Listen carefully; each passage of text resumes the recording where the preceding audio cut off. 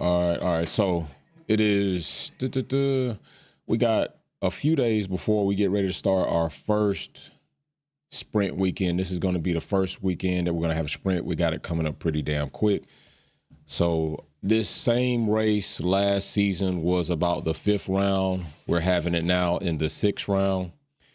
And there are some things that I will be on the lookout for this time around, of course.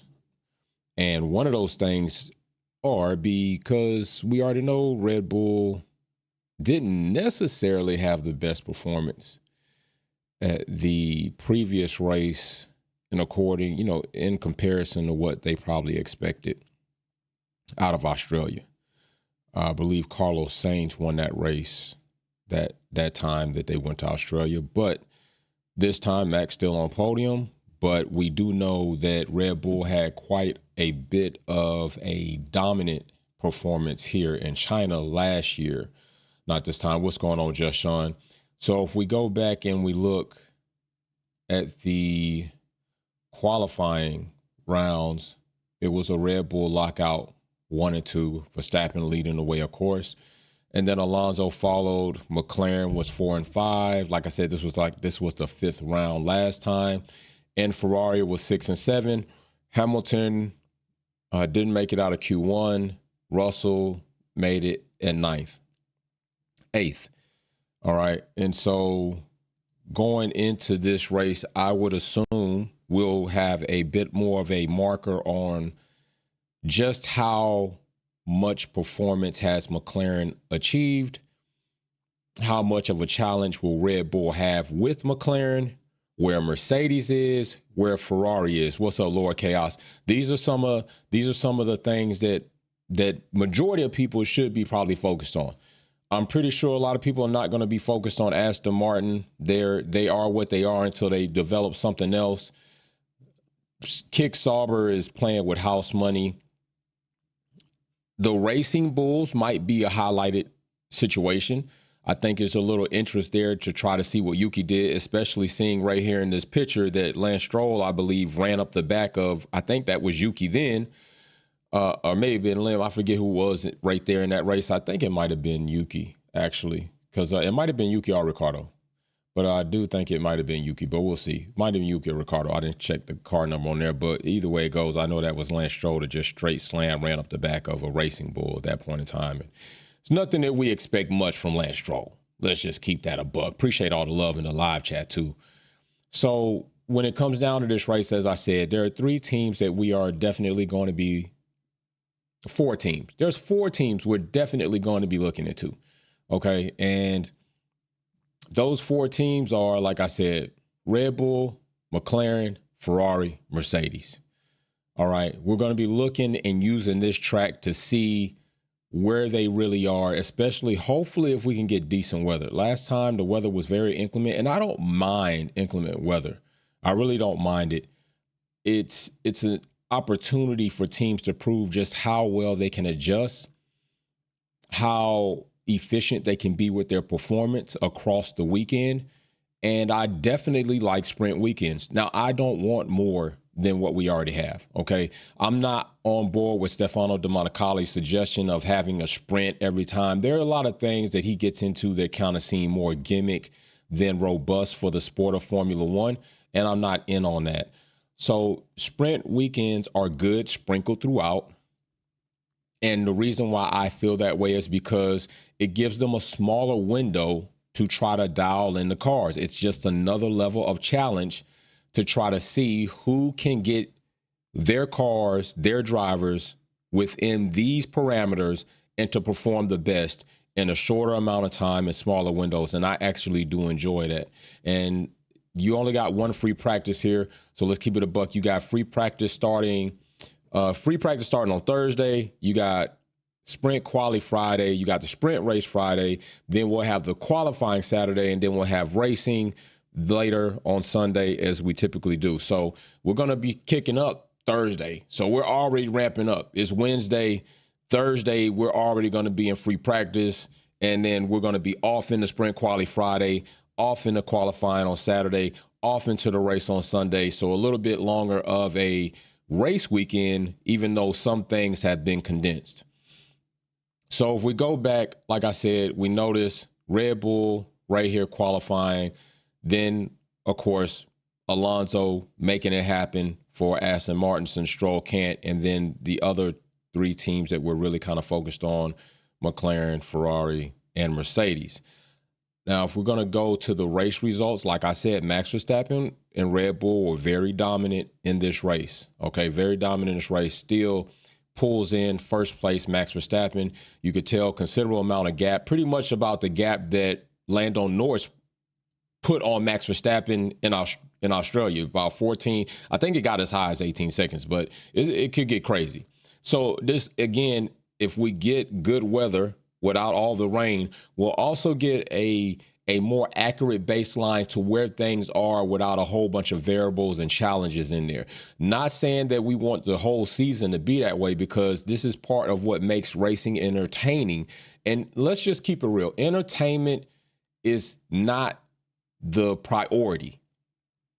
Good quality racing is the priority. And if you have that, entertainment will follow. All right. Challenges are a priority. If you have that, entertainment will follow. I would like entertainment to be by far a byproduct of actual good racing. I don't want gimmicks and entertainment to be a priority, because often that happens. Racing, the quality of racing goes to crap. Let's just keep it 100. It goes to crap. So, like I said, very strong performance by Max, Red Bull, Lando mixed in there, Ferrari 4 and 5. I would think that most people would hope Ferrari is not falling far from there. The last race, they completely tumbled down the order. I'm not putting that on the drivers. I'm not putting that on Lewis. I'm not putting it on Charles. I think that was a mishandling of strategy, of trying to decide when to box them appropriately, given the weather radar and what they saw coming. And I think the wall reacted very poorly to that, in comparison to what Williams did, with a lot of credit going to Carlos on calling the shots on when to bring Albon in. So with that being said, Ferrari, we don't want to see them far from that. Mercedes, Russell, Kimi, Antonelli, let's see what they end up doing. Do they improve there? Are they just kind of mixed in the mid, going back, fall pack type situation? I don't think any of us expect for McLaren to be out of the top 5. Oscar Piastri has been very critical of himself, given his performance in the last racing event out of Australia. I think a little bit too critical of himself, but then at the same time, maybe that's what you need to be when you're performing at these levels. So I'm not saying he's wrong about it. I'm not saying, but all I'm saying is have short-term memory. You're going into the next event.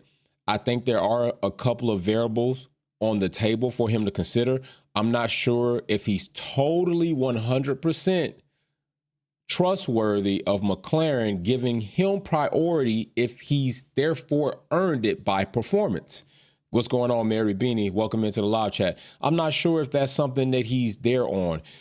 He got the contract. They did extend him. We will see what happens.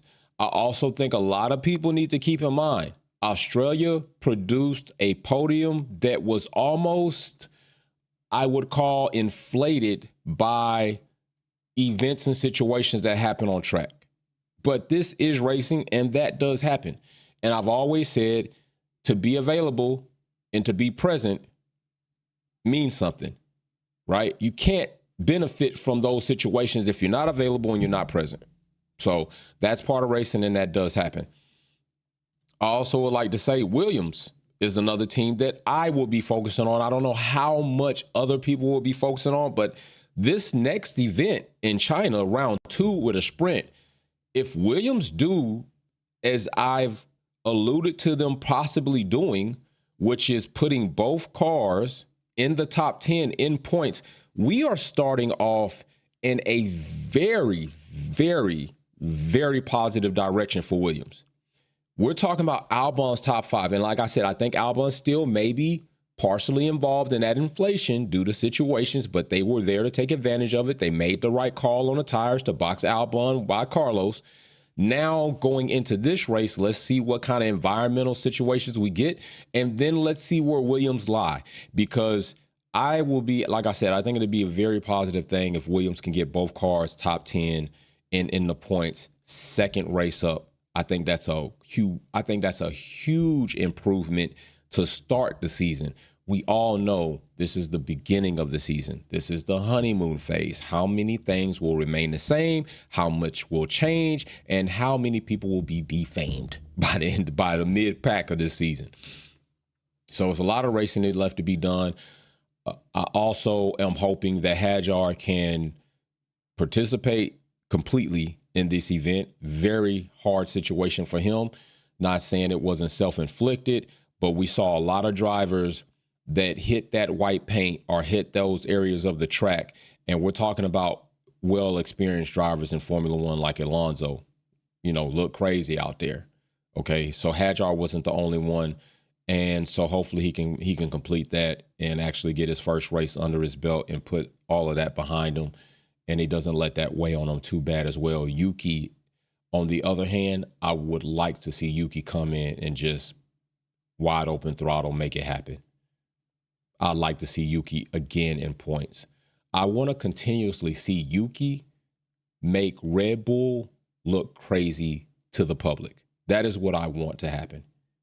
And even if it doesn't happen this time, it's sad to say that a lot of people are going to say, oh, you see, this is why Yuki didn't get the Red Bull seat. And I hate that, because that's not majority of what he's done. Majority of what he's done is beat everything Red Bull gave him to try to discredit him from getting the seat.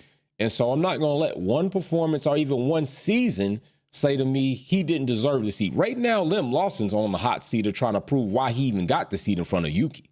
So I'm going to be looking at that as well, too. And don't get it twisted. I want to see Lim do good, because Lim is one of those rookies that came in and I thought, like Colapinto, he was looking solid.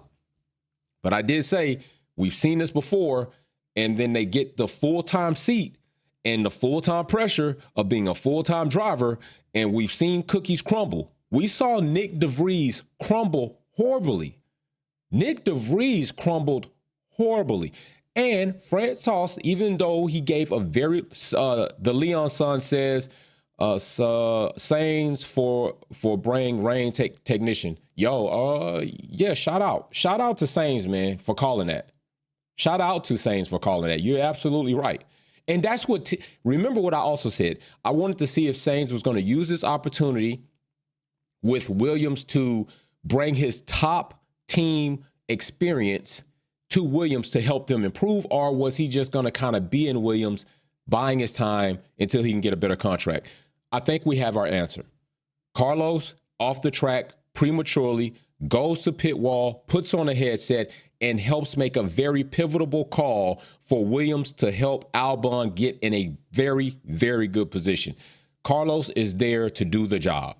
He's got his lunch pail, he's got his hard hat, and whether he's on the track or off the track, he has proven in this moment that he will be instrumental regardless in how he can be for that team. And I enjoyed that. I think that is very good.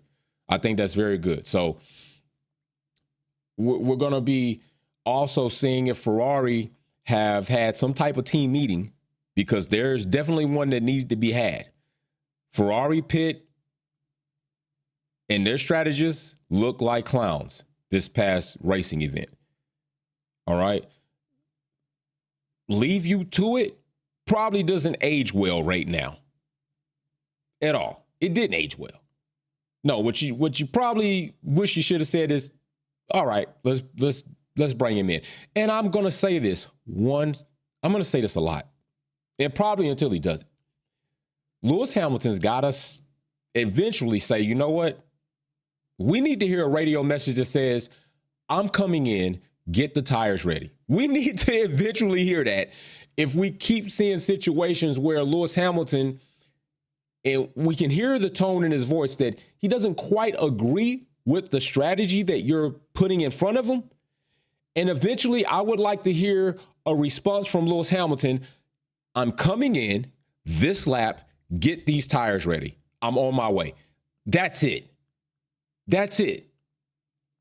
I fully understand, Lewis, trust the team. Everybody's got a job. You do this job. I do this job. You do that job. And then if everybody does their job appropriately, we should have a very good result.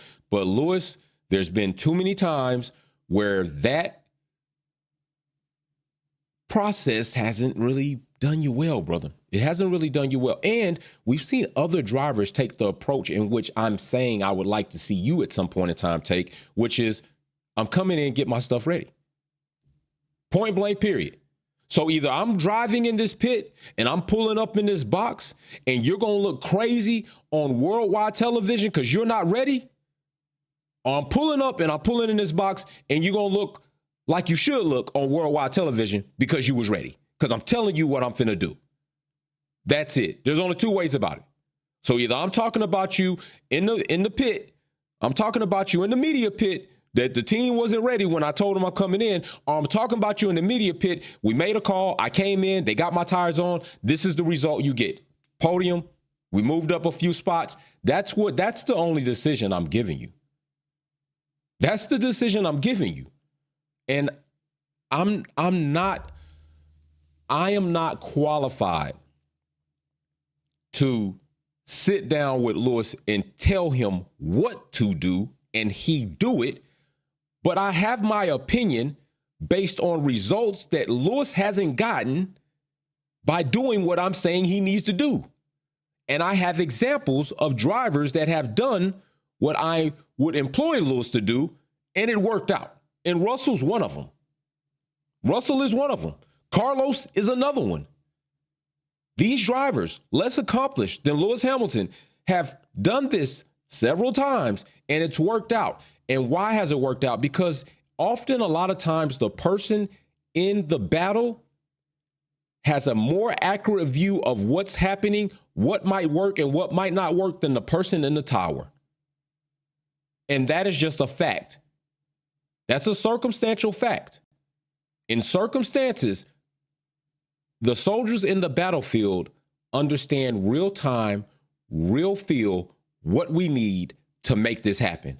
While officers in a battle room are making guesses and strategies based on experience of what may happen at this other time and all over here, and it might not work. It's a time and a place for that. And I think Lewis, I know Lewis is smart enough and experienced enough to do that. I just think he battles with himself about making that call because I'm really trying to respect you in the position that you hold. And I don't want to take the power away from you because there's going to come a time where I need you to be strong and make that call. And Lewis errs on the side of caution more so. So we'll see what happens with that. We'll definitely, hopefully, understand where that goes. And I'm hoping we have another good weekend of racing. Last week was damn good. I don't have any complaints about the overall event and the actual race. It was damn good. I mean, aside from the fact we had to be up at Button early in the morning, 3 a.m., 1 o'clock in the morning, Eastern Standard Time, but that is part of what we do, why I do what I do, and I'm passionate about the platform, so it doesn't bother me. And it looks like, if I'm not mistaken, I'm going to be in that same situation this time. Paul in the super chat. What's up, fam? Hope everyone is having a greatest week. Smash the like, y'all. Peace and love, man. I tell you what, Paul, I'm having a absolutely crazy week. They just finished replacing a whole AC unit. I got 3 of them. And I can tell you what, it's great that they gone, but the money that they took, I wish I could have it back. But hey, that's what it is. So if you ever replaced an AC unit in your home, you could imagine the price tag for that. So with the race, as far as this weekend, for me, will be at 3 a.m. in the morning. All right, it will be at 3 a.m. in the morning. Qualifying will also be following the previous day at 3 a.m. in the morning.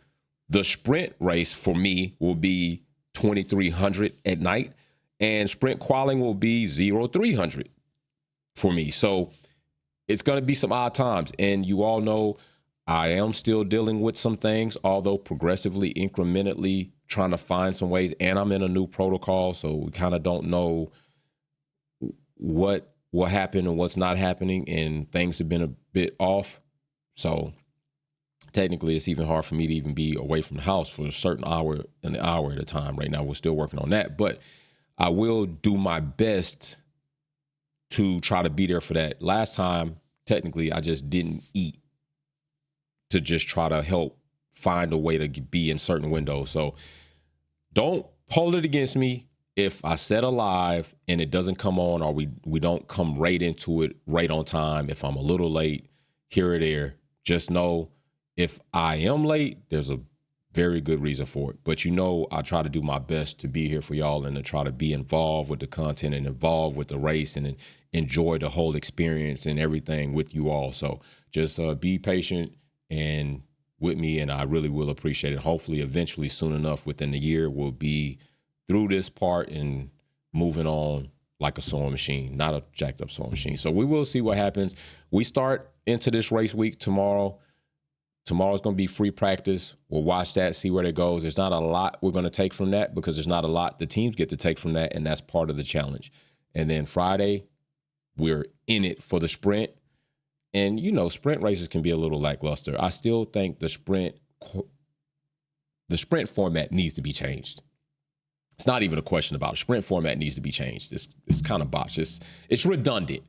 It could be a lot better if they did something better with it. And I've said this plenty of times. Jay, put you in the family first, man. Stay healthy. The Leon son. That is great advice right there. And that's wisdom, really. It ain't even advice. That's just wisdom. You're right, brother. You are right. And part of the family is the Wolfpack family. And I enjoy being here with my Wolfpack family. I enjoy doing what we do with the Wolfpack family. So I put you all up there as a priority as well. I don't take it lightly. If I can't make something for y'all, I don't take that lightly at all. I actually really don't take it lightly. I actually hate it. So I'm always willing to try to do what I can to be there, even if I'm uncomfortable, even if you can't. In the military, we always say, if you can, do. If you can, do. Period. Everything else don't. If you can, you do. If you can't, you know where to go. So, big shout out to you all. We will see. This is going to be very interesting. China, round 2, first sprint weekend. See what happens. And I will see you all soon, because more than likely, we're going to be live all through the week as much as possible. All right. Peace and love. See y'all. Wolfpack out.